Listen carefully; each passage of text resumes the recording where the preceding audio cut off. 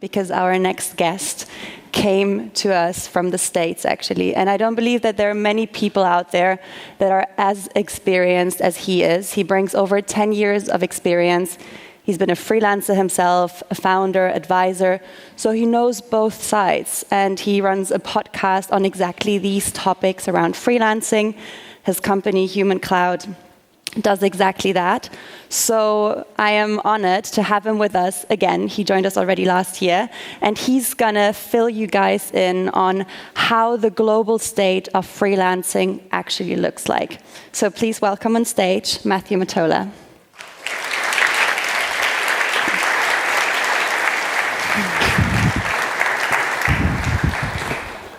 All right, so bigger, better. I'm not lying when I say this is the world's largest freelance conference. Now, before I say anything, I want to have another round of applause for Yuri, Marta, and the whole team that put this on. So please give them a massive, massive, massive round of applause.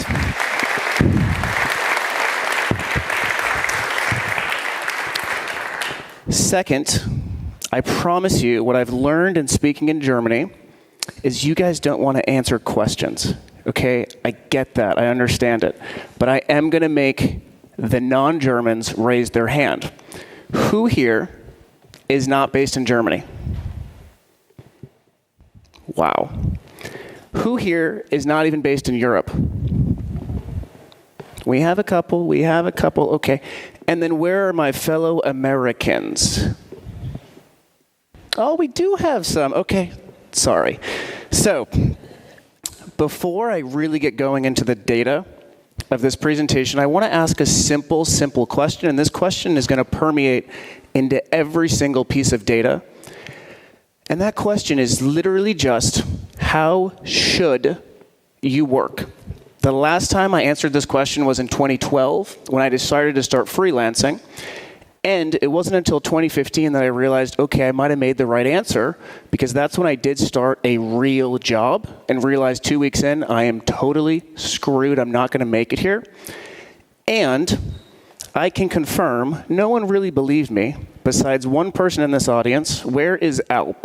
Where is Alp? Is he here yet? You're going to meet him later. In 2015, he was one of the only ones that I could say, he believed me when I said this question. Now, the golden question, don't you worry. Yes, I look American, I dress American. This presentation is absolutely not American. It is fully global. Here's a preview of some of the slides that I'm going to show you later. From a Europe focus, I always focus on 2 data points, freelancer confidence and talent shortage. And then, a little surprise, one of the best corporate papers on how companies scale freelance workforces actually comes from a head of procurement here in Germany. Now, I also got into your culture wars. If you guys can look quickly into this. I don't really know what this means, but I guess I'll call it football for you guys. So, a little bit about me. All you really need to know is I wake up every day and I think how to get every company to spend $100 million on us. That's all I want you to really care about.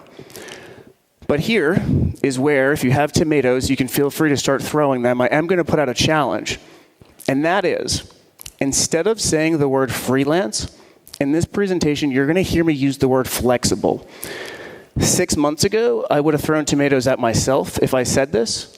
Right now, the reason we're going to use the word flexible is because it encompasses gig, freelance, fractional, and increasingly digital workers. So, now we're going to get into the data, but before that, we're going to have to visualize this full space. And we're going to break it down into individuals, solutions, and the company side. Now, the individuals, we can blast that there's 333 million freelancers. We can say over half of the US workforce is going to be freelance. But to be honest, that's totally the wrong question. The right question is, what percentage of spend is going towards the flexible workforce? And the even better question is, what percentage of external spend is going to the flexible workforce? The reason that's the right question, over half of a company's workforce right now is usually external. Some companies, it's all the way up to 80%.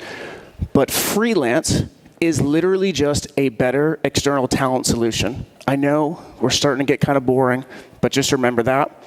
And when we look at where the future of work is going to be in 2030, the data is starting to show us that we should take over half of external talent spend, and the crazy leap is 80% of companies should be external. So that's the individual side. The solution side, you probably don't know this when you're freelancing. There's over 2,000 solutions, over 14 different segments, and $2 trillion of solutions that are literally just trying to make your life better.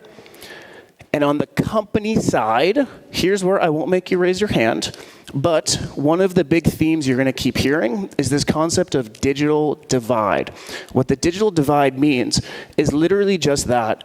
If you're making money on just referrals, you're most likely offline. And the problem with that is that companies can't scale if we're offline. They need a digital intermediary. And whether that's platforms or other solutions that we'll talk about, if they don't have that, and our research estimates that around $7 trillion is being held up because right now over half of freelance work is happening offline. So we're going to talk about that when we talk about this digital divide. And if you want to visualize this, by the way, this is a full visual of how we would say, hey, this is the flexible workforce. This is freelance. So, quick agenda. I'm going to give you the current state. We're going to go over the good. We're going to go over the bad. We're then going to hit on what is on the horizon. We're then going to hit on how to position yourself. Let me get quick into the global data. The numbers don't matter, to be honest, so much as the direction. Directionally, for the past 5 years, we have seen between 10, and this is going to sound a little crazy, over 300% growth, depending on how you measure the space. Europe. Here's where I'm going to ask you guys a question here in Germany. What is in the water in Poland? The reason I ask that is because Poland is seeing 200% growth. EU is seeing a decline. Now, I'm not the expert, right? I'm not going to give you the expertise on the EU. We've heard certain things. I'm simply going to throw that data out there and then run away because you guys are going to have to answer that. Now, in terms of the good, there are 4 forces that we would say prove that this freelance economy is now a structural, seismic shift in how we work. And I'm going to give you some slides, by the way, so 2 slides. This was last year. There was a movie called Freelance to show some of the normalization. And this was the slide that we looked at.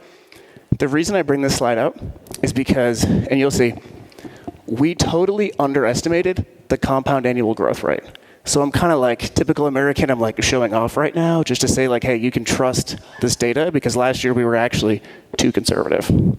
So 4 forces. First, individuals love it. You guys know that. I don't need to talk about that. Companies love it. So we've seen a 52% increase in companies hiring freelancers. We've seen a 310% increase in companies hiring for interim, which we'll talk about later as well. Third force, this is now a robust, interconnected industry that has size, resilience, and interconnectedness. Size, we talked about that, over 300 million. We're fine. Resiliency, here's probably one of the most important data points. From 2020 to now, there has been a 30% plus increase in freelancers, and that has survived from 2022 to now. The reason that's important, and when I say survived, there's been a 7% year-over-year revenue increase for freelancers. There's been no blip in full-time freelancers. And the reason that's so important when I say survive, there's been a 26% plus increase in expenses alongside layoffs, interest rates, downsizing, inflation, all of these things that, to be honest, the only thing scarier, in my eyes, is riding a bike in Berlin because everyone yells at you. So that's a really important one. But the 4th force, this is where I really geek out. And the reason is because for anyone that's been in technology pretty long, you know that a technology comes out, it's not just adopted. It goes through a pretty predictable technology transformation journey. And the analogy that I use in terms of when life gets normal, when we hit maturity, I just call it the Salesforce analogy, because you don't have to hear it and know it. You can just see it. And here we'll call it like the SAP analogy. But in terms of where we are, we're still in like inning 1 and 2, because less than 10% of enterprises right now are adopting freelance compared, and that's the percentage of spend compared to their total workforce spend. Less than 10%. And that honestly might be less than 1%. But this is why I want to talk about this fourth force. And this fourth force is AI and downsizing. When you look at AI, and the reason I bring this up is it's happening no matter what, right? And this is what we tell companies is like, hey, you can ignore this all you want, but are you getting impacted by AI? Duh. Are you getting impacted by downsizing? Duh. Okay, well, freelance is your solution. With AI, the reason we're saying that this is a boom for freelance, you freelancers adopt this significantly more than full-time employees, and you can adopt this significantly more than full-time employees. Downsizing. Let's just hit the head. Every company is downsizing right now. I don't know no company that's only growing without reducing. The data is showing that for every role replaced, freelancers are supplementing that. So we're in a really, really, really good spot. Now, here's the full of that. We'll show it later. In terms of the bad, anyone feel like this sometimes? Total roller coaster, right? You're at your high, you're making 10 to 30 a month, boom, down to 0, where's your pipeline? That's the reality of freelancing. On the company side, there's also massive, massive extremes. The first extreme is that there is such an abundance of freelancers. For every $1, there's probably 100 freelancers. Yet full-time, there's a total shortage, right? That just doesn't make sense. The last extreme is when we look at this right here, and this is just corporate boring, I know that, just proof that you guys are in the right place.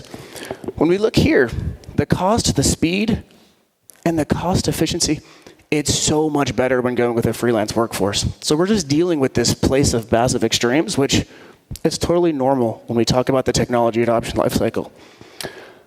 Now, we're kind of over the really boring, and now we're going to hit on sort of what's on the horizon. We're going to talk about AI, talk about fractional.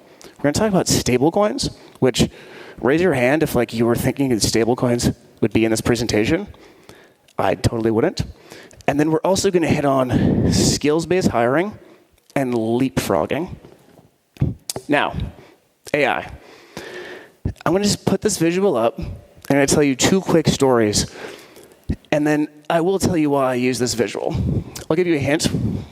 Look in here, okay? But so, first quick story. 2021. A couple founders come to me, say, hey, we're going to radically revolutionize our freelance platform. One's from McKinsey, one's a developer. And I invest in them, thinking, okay, this is the future of what a talent platform will look like. About a year later, they come back and they say, hey, we looked at, Freelancer and Fiverr and Upwork, and we believe we can automate around 60% of these talent platforms just by using the AI tools of today. This was pre-ChatGPT, meaning when we really heard about it in the news. All us investors freaked out. Hey, this is so dumb. Why are you doing this? Well, you're totally wasting all of our money. About a year later, they raised $50 million from Andreessen. They were totally right. That company's named 11X, and they have automated SDRs and full sales agents. I'm just going to tell you that story. A second one, which I learned about this morning, Microsoft just laid off 7,000 employees. Microsoft said a couple weeks ago they can get rid of 30% of their workforce using AI. Now, the reason I have this visual, please look at this email, Collaboration Z proposal. Who is going to actually give $100,000 to that email, right? And so when talking about AI, to me, the robots might take over our jobs. They might. But if they don't, what kind of work are we going to be doing? strategic, creative, trust-based. And what I will tell you, the reason I put this article up, companies understand that an AI talent strategy is nothing without the right workforce strategy, specifically fractional and freelance.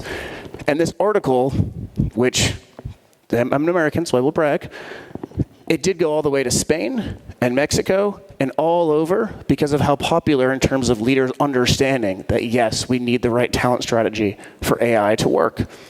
Now, when looking at the data, what really comes out is companies are struggling with implementation. So yes, they'll get really excited, they'll start using AI. Yes, in a survey, they'll check off a box that says, yes, we're using AI, we have an AI strategy. But implementation is just falling flat. And mostly because the people who are the experts that should be applying AI simply aren't in the companies already because they're in this room right here. Now, second trend, fractional. We started seeing this about a year and a half ago, I'd say. And at first, we didn't know if it was going to be that real, to be honest. There's been interim forever. Interim's not a lie. There's been part-time executives forever.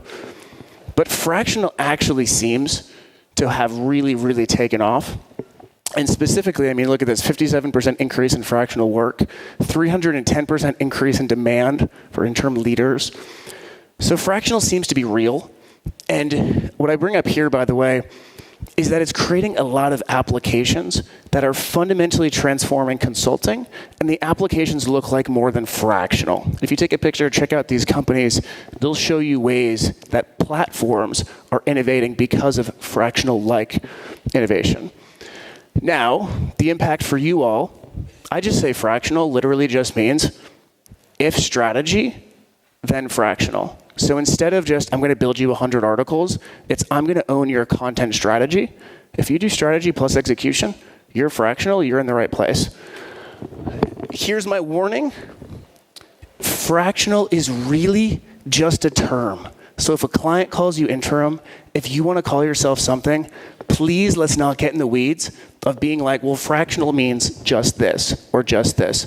If someone's going to pay you, take the money. Don't question them on what they're calling you.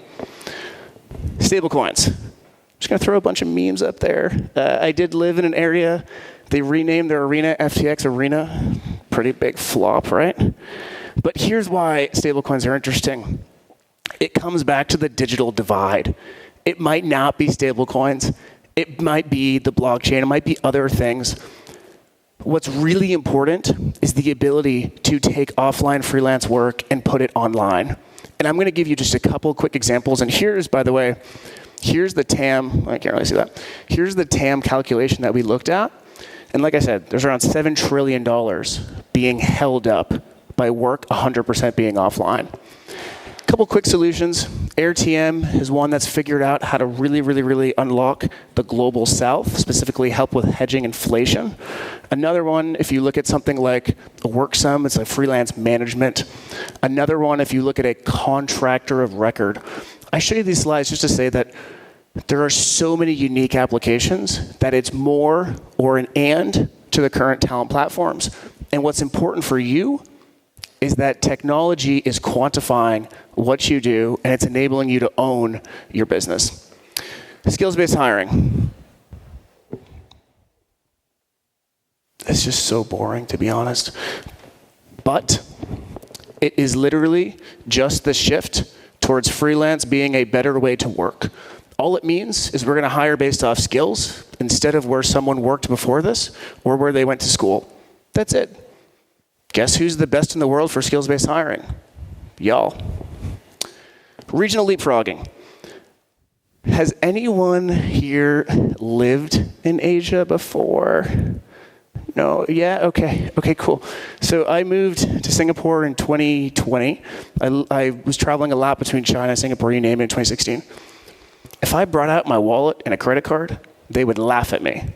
The reason I bring this up is because in freelancing, some regions are really taking the baton and innovating in terms of freelance models. We recently studied Singapore's first ever study on the flexible workforce. And what we saw, which was fascinating, over 75% of companies are looking at freelancers for long-term engagements. What does that mean? Asia is charting the course for how we want to work with companies, right? We don't want short-term gigs. We don't want tasks. We do want long-term relationships, and Asia is seeing that. So, if I'm to put this all together in terms of what's important for you all, and I'll tell you what, the next 2 days, you are going to have so many good presentations and opportunities to really move your business forward. The first is augment yourself with AI. That's it. The second is look to specialize. Specifically, make it easy for those to hire you by being the best in the world at what you already are doing. And third would be that you have to own the trust. When companies ask us, hey, what really is freelance and why should we care? We say, freelance is the best possible way to quickly, in the least amount of risk, find the people that you can trust. And what does trust mean? It means that these people will own the strategy and execution and create the impact that you need to move your business forward.